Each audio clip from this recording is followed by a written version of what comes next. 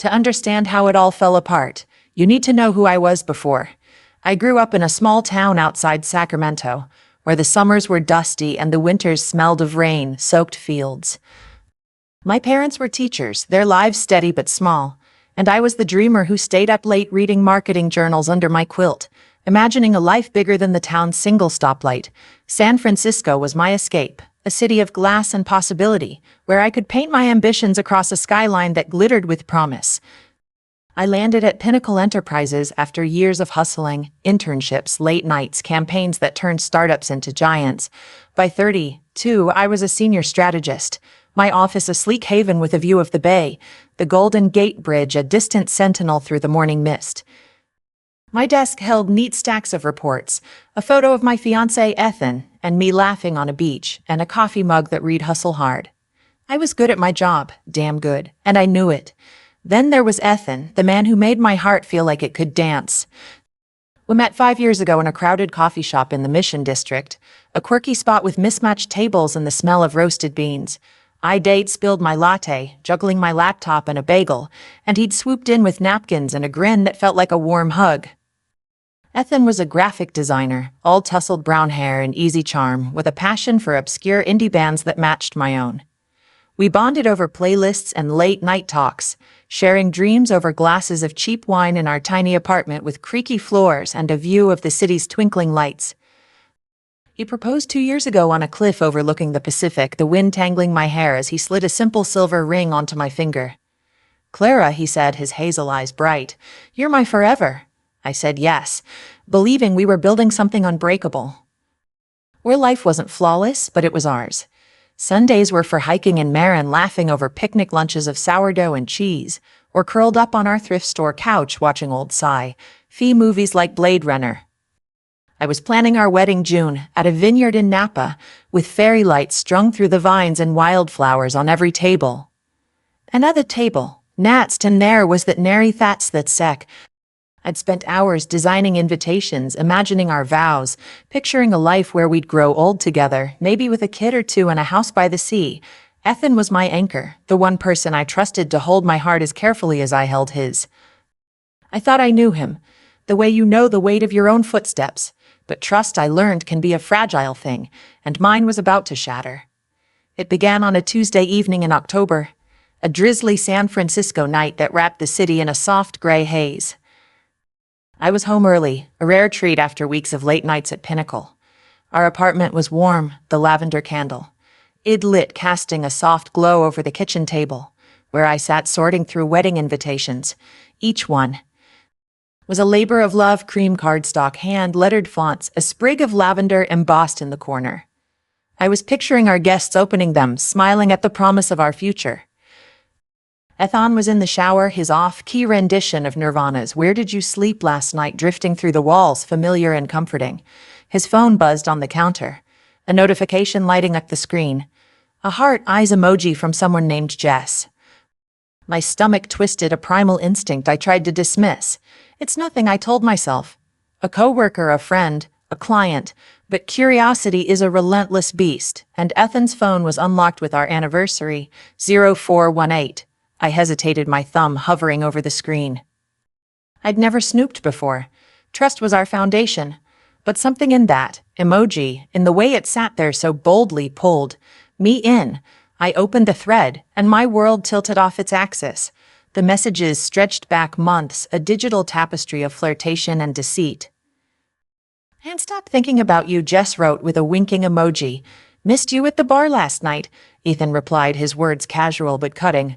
There were photos, Jess in a low-cut red dress, her smile coy, Ethan's hand on her waist at some dimly lit club. Plans to meet at a boutique hotel downtown, timed for when it'd be working late on a campaign. One message burned itself into my brain. Clara's swamped with her big campaign.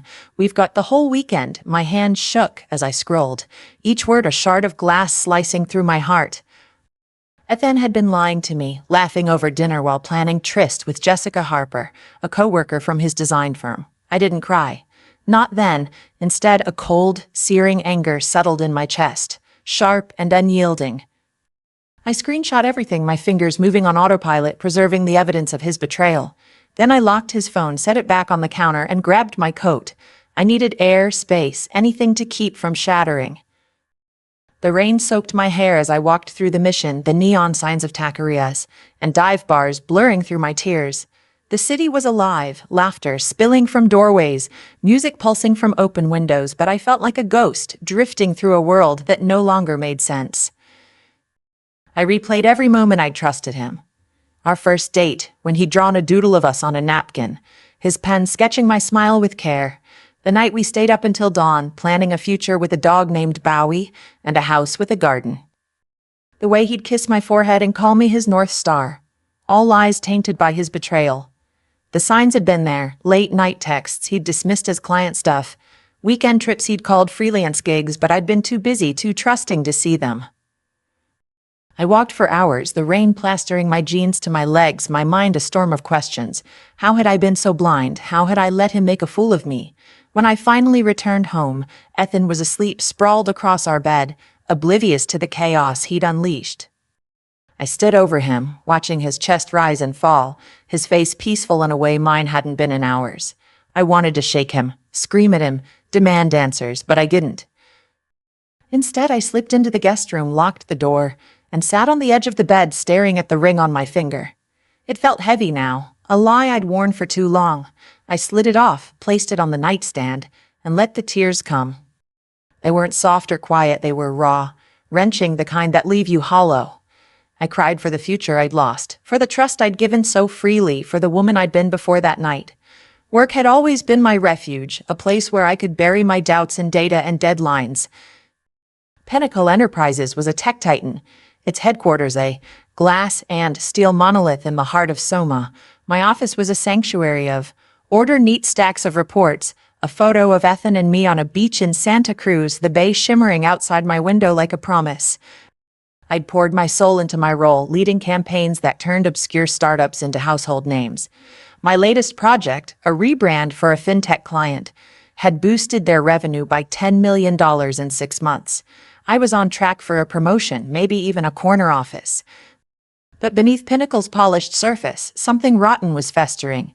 Our CEO, Marcus Davenport, was the kind of man who owned every room he entered, charismatic with a smile that could sell sand in a desert. He was Pinnacle's golden boy. At 45, he was tall, impeccably dressed, with salt and pepper hair and a voice that commanded attention. The board adored him, investors worshipped him, and I once admired his vision, believing he saw my potential.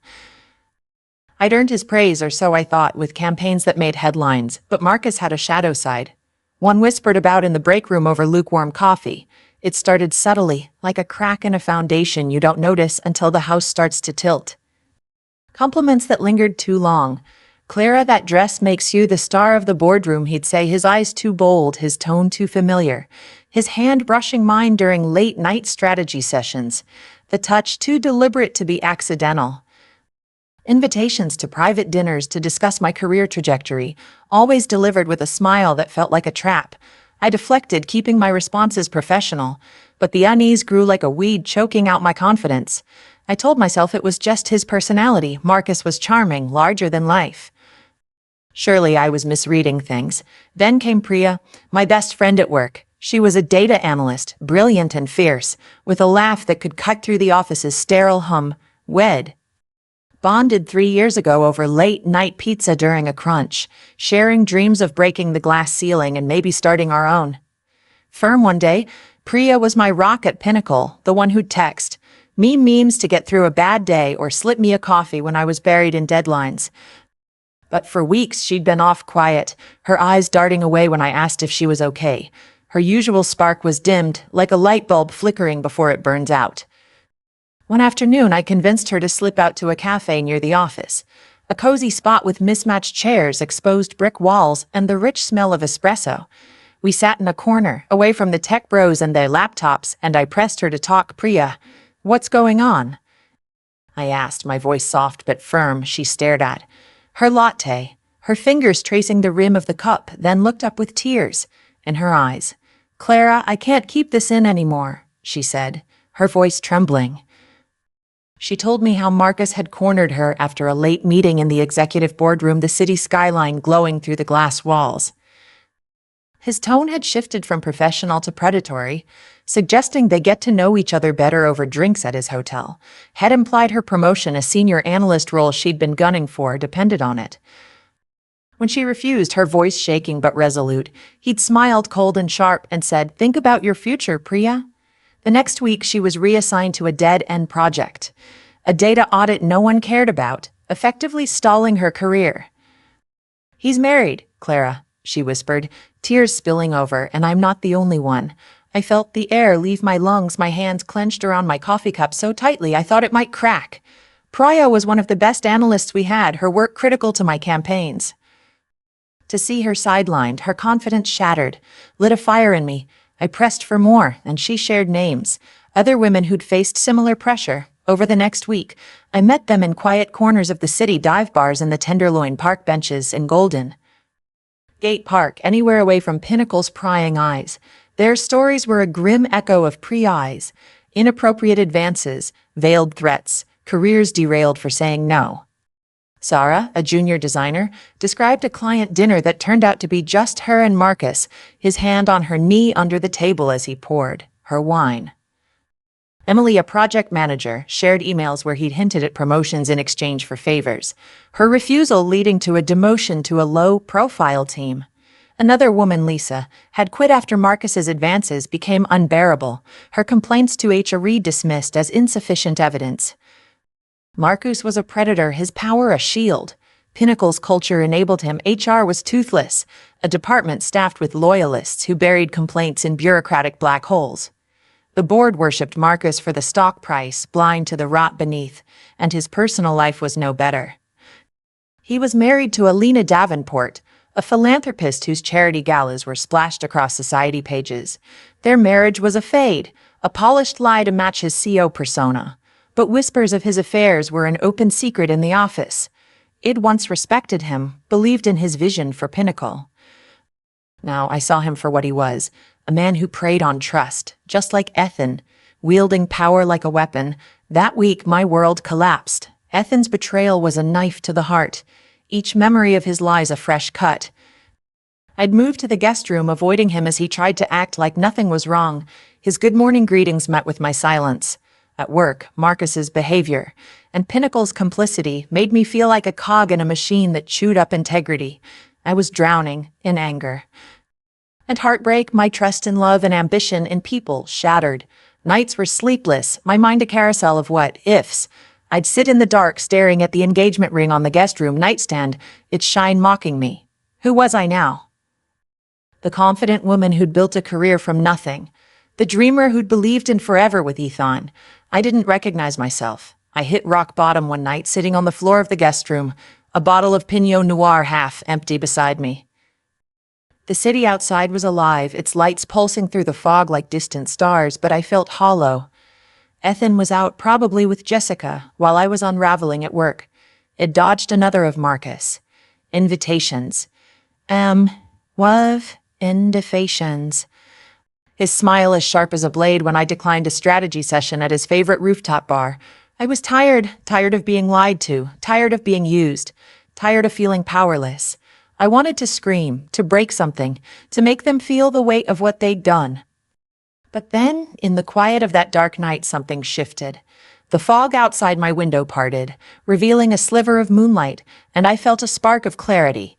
I wasn't going to let Ethan or Marcus destroy me. They'd taken enough. My trust, my peace, my sense of safety. But they wouldn't take my strength. It'd make them pay, not with fists or fury, but with the kind of justice that lingers, that exposes their true selves to the world. I wanted them to lose what they valued most. Ethan, charm, Marcus, power, and I wanted to do it without losing myself or breaking the law. I poured the rest of the wine down the sink, wiped my tears, and started planning. Ethan was first. His betrayal was personal. A wound that bled every time I thought of him. He cared about his reputation, his career, the way people saw him as the charming, talented designer with a golden future. That was his currency, and I'd take it from him piece by piece. I started with evidence, building a case as methodically as I built marketing campaigns. It already screenshot his texts with Jessica, a digital trail of his deceit that burned to read but was gold in my hands. But I needed more. Using a burner email, I reached out to Jessica, posing as a concerned friend who'd heard rumors about Ethan. I sent the message from a coffee shop in Oakland, using a VPN to mask my location. Jessica was cagey, but she spilled enough. Their affair had been going on for 6 months, and Ethan had told her we were basically over, painting me as the distant obsessed fiancé. She thought she was his future, not his secret. I saved her responses, anonymizing her name to protect her but keeping the details that damned him. Next, I dug into his professional life. Ethan's freelance portfolio was online, a glossy showcase of designs he'd presented as his own. But I knew something he didn't advertise. Many of his solo projects were team efforts, with junior designers doing the heavy lifting while he took the credit. I'd met his team at a holiday party, heard their frustrations in passing, through a mutual contact, a former intern named Alex who owed me a favor. I accessed project records from Ethan's firm. The evidence was damning, emails where he claimed full credit for campaigns, ignoring his team, as contributions, and invoices where he'd billed clients for work he barely touched. My plan was to expose him publicly, but in a way that made it seem like he'd exposed himself. Ethan was hosting a gallery event in Soma, a big break to showcase his designs to clients, colleagues, and industry influencers. The venue was a chic loft with exposed brick and skylights, the kind of place where San Francisco's creative elite gathered to sip artisanal cocktails and network. It was his moment to shine, and I'd make it his moment to fall.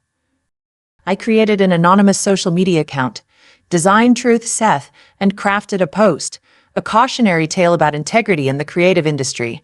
It included screenshots of his text with Jessica, her face blurred to protect her identity but Ethan's words clear as day. I added emails showing his professional dishonesty framed as a pattern of deceit that extended from his personal life to his work. The post ended with a question: can you trust someone who lies in love and work? I spent nights refining the post, ensuring it was sharp but legal.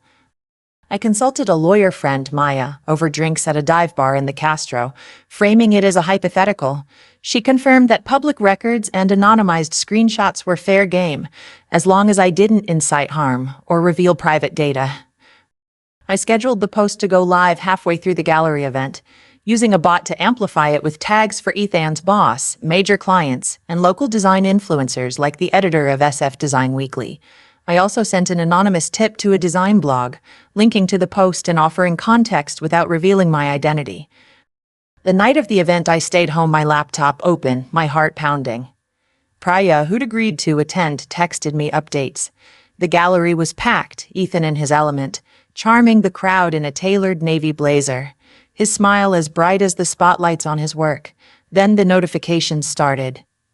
Phones buzzed, whispers spread, and Priya described Ethan's face draining of color as he checked his screen. His boss pulled him into a corner, clients excused themselves to take calls, and the room grew tense with murmurs. By morning, the design blog had picked up the story, headlining it "Designer's Deceptions, a Cautionary Tale." Ethan's firm suspended him pending an investigation, and his reputation in the tight-knit design community was in tatters. Jessica, furious at being dragged into the mess, cut contact. Her final text to him intercepted through my backups, calling him a lying coward. Ethan called me repeatedly, his voicemails a roller coaster of emotions. Apologies, excuses, anger, desperation. "Clara, please, let's talk," he begged in one. "You don't understand, it wasn't like that," he claimed in another. I never answered. It ended our engagement quietly, slipping his ring into a plain envelope with a note. "You broke us, now you're broken too." I mailed it to his office, ensuring it arrived during his suspension meeting. The fallout wasn't joy, it was a heavy, satisfying closure. Ethan had built his world on lies, on the charm that made people trust him. I'd torn it down with the truth, leaving him to face the consequences alone. The plan: professional revenge against Marcus. Marcus was a bigger challenge, a titan shielded by wealth, influence, and a board that saw him as untouchable. But power like his thrives on secrecy, and I'd learned from Ethan's exposure that truth is a sharper weapon than rage. Marcus valued his image. The perfect CEO, the devoted husband, the visionary leader. I'd dismantle that image piece by piece until his empire crumbled. I started by building a case, as meticulous as any campaign I'd ever run. I met with Priya and other women in quiet corners of the city, dive bars in the Tenderloin, foggy benches, in Golden Gate Park, a bookstore, cafe in North Beach.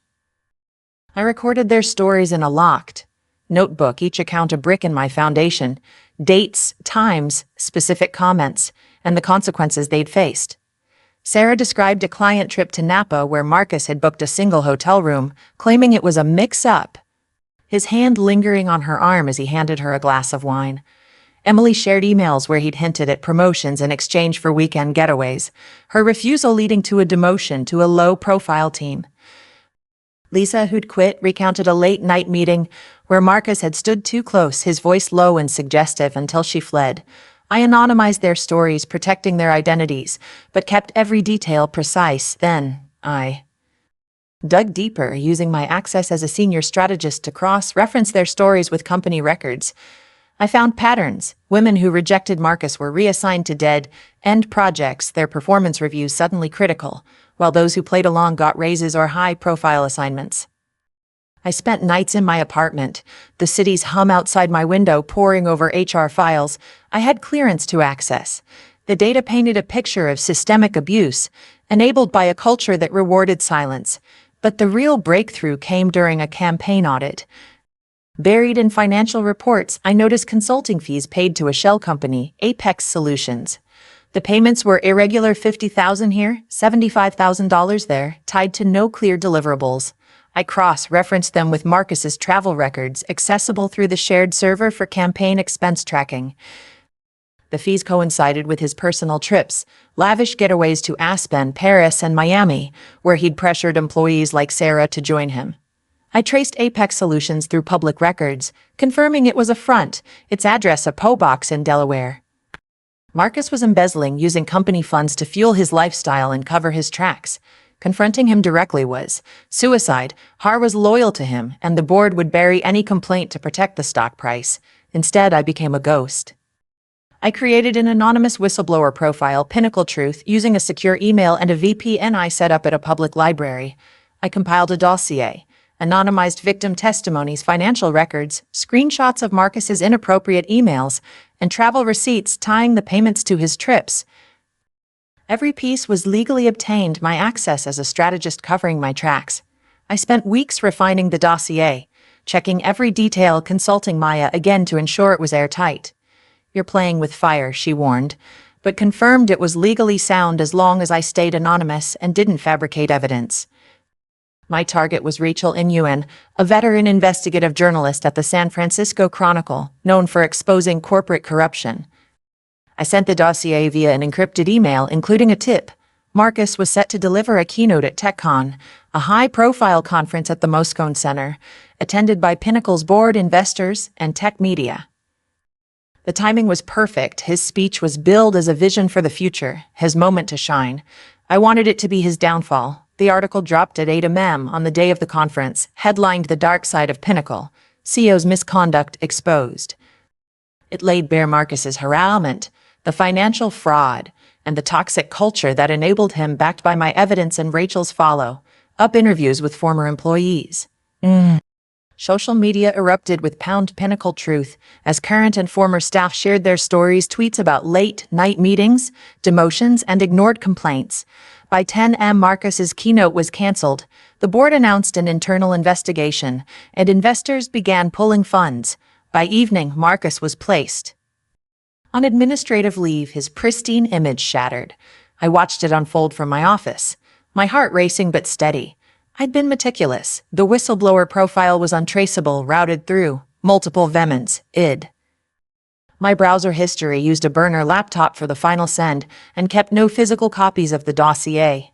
Legally, I was untouchable. Emotionally, I was free. Marcus had built his empire on fear and lies. And life. I'd torn it down with the truth, exposing him to the world he'd tried to control. The aftermath, rebuilding from the ashes. The weeks that followed were a whirlwind, a strange mix of relief and reckoning. Ethan left San Francisco, his career in ruins, his voicemails unanswered.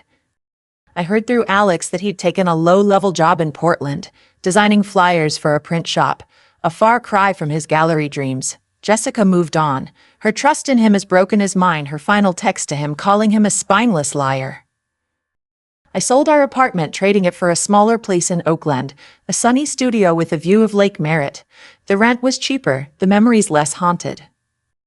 The engagement ring went to a pawn shop. Its proceeds donated to a women's shelter. I didn't need it anymore. It was a relic of a life I no longer wanted.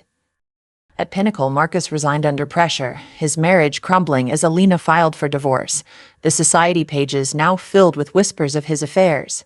The board, desperate to save face, overhauled, HR appointing an external investigator to handle complaints. Priya was reinstated to a senior analyst role, her spark slowly returning as she led a new project. Sarah and Emily found new jobs, their stories part of the Pinnacle truth wave that forced change. I stayed long enough to see the reforms, then left for a smaller firm in Berkeley, a boutique agency with a human culture. The pay was less, but the office was warm, with plants in every corner and colleagues who asked about my weekend and meant it. I started therapy too, meeting weekly with a woman named A.R. Lena, who helped me unpack the scars Ethan and Marcus left behind. Revenge didn't heal me. It didn't erase the sleepless nights or the ache of betrayal. I still woke some mornings with Ethan's voice in my head, his "I love you" now a bitter echo. I still flinched at the memory of Marcus's smile, the way it hid his cruelty. But planning and executing justice gave me back my power. I'd taken two men who thrived on lies and exposed them, not with violence but with truth. Ethan lost his charm, his network, his golden boy status. Marcus lost his empire, his reputation, his carefully crafted fade, and I walked away with my head high, my strength intact. The lesson: trust, resilience, self-worth. This is my story, but it's bigger than me. It's about what happens when trust is broken, when the people you believe in, lovers, leaders, reveal their true colors. I learned that trust is a gift, not a given, and it's okay to guard it fiercely. You don't owe anyone your faith. You print for the one you praise. You earn the right to give it, and you have the right to take it back. Resilience isn't about dodging pain. It's about standing up after it shatters you, piecing yourself together with grit and grace, even when your hands tremble, and self-worth. Maith English gear, and Maishmul Merdath. It's not in the ring on your finger, the title on your business card, or the praise of those who don't deserve you. It's in the quiet strength to demand better, to look at the wreckage of your life and say, "I am enough," and to fight for it with every fiber of your being. I'm Clara, and I'm still here, not perfect, not unbroken, but stronger than they ever knew. The fog still rolls over the bay, the city still hums outside my window, and I'm still dreaming, still building, still me, but now I know my worth, and no one will take it from me again. Match the packet eye. Decent Laura. She connected the dots, her fury evident in the divorce filing that hit the news a week later, her lawyer citing irreconcilable differences and conduct unbecoming. Laura's divorce was the spark, but the fire spread quickly. Apex's board, panicked by the PR fallout, launched an internal investigation, hiring an external firm to dig into the allegations. My colleagues, emboldened by the public attention, came forward with their stories, their anonymity protected by the group chat as structure. Emily's recording was the clincher, played during a closed-door meeting with HR, the board, and the investigators. Priya's screenshots corroborated the pattern. Jenna's email added weight, and Maria's testimony sealed it. Greg was forced to resign, his reputation in ruins, his family man persona shattered. The company implemented new harassment policies, mandatory training, and a whistleblower hotline, changes that felt like small victories. Sarah got the promotion she'd been denied, her smile brighter than I'd seen in months. The office felt lighter, like a storm had passed, the air cleaner, the tension gone. I stood on my balcony the night Greg's resignation hit the news, the Chicago skyline. A mosaic of light and shadow. The Willis Tower glowing red against the night sky. The air was cool, carrying the faint scent of the lake, the city's pulse steady below. For the first time in months, I felt unburdened, like I could breathe again, the weight of betrayal lifting. Ethan was out of my life. His career a shadow of what it was, his partnership dreams crushed. Greg was gone, his empire crumbling, his name synonymous with scandal. I hadn't broken a law or compromised my values, but I delivered justice, sharp, precise, and permanent. The pain hasn't vanished. Ethan's betrayal lingers, a dull ache that flares when I pass our old favorite cafe in Lincoln Park, its outdoor tables filled with couples laughing over coffee. I hear a song we used to dance to, some cheesy pop-punk anthem from our teens, and my chest tightens, memories flooding back. Greg's actions left scars, too, a wariness of authority, a hesitation to trust men in power, a reflex to check the room before I speak. But I'm rebuilding, piece by piece, and it's a journey I'm learning to embrace. I started therapy a month after Greg's resignation, meeting weekly with Darlena Carter, a soft-spoken woman with a cozy office in Uptown, its walls lined with books and a single potted plant. Her office smelled of chamomile tea, the light filtering through a stained glass window casting colorful patterns on the floor. "You're not defined by what they did to you," she'd say, her voice calm but firm. "You're defined by what you do next, and I think that you may." Those sessions became my anchor, a place to unpack the grief, the anger, the guilt I hadn't realized I carried, guilt for not seeing Ethanes, lies sooner for not protecting Sarah and the others from Greg. Lena helped me see that I wasn't responsible for their choices, only my own. I traded my old apartment for a new one in Andersonville, a cozy loft with a skylight that lets in the stars, the walls bare but ready for new memories.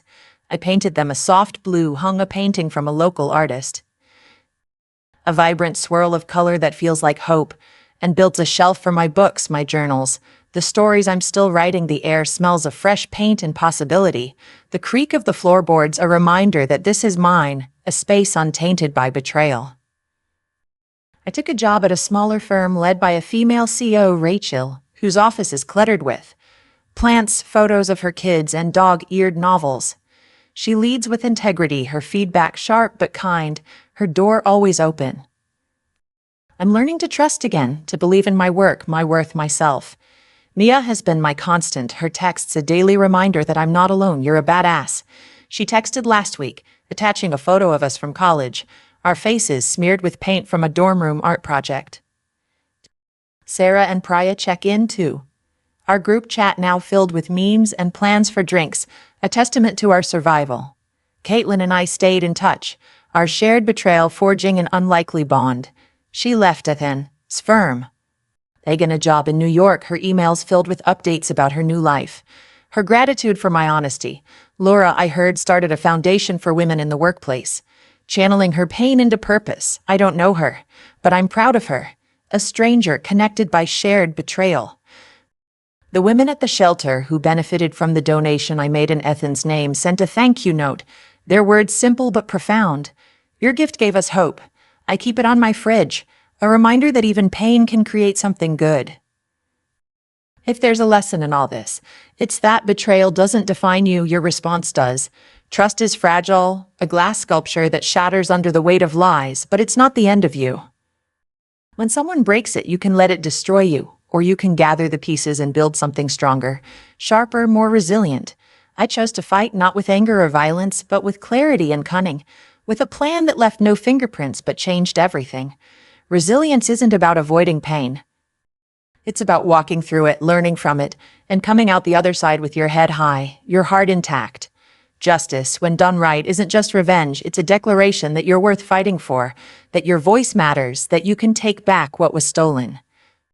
I did, and I'll never let anyone take it again.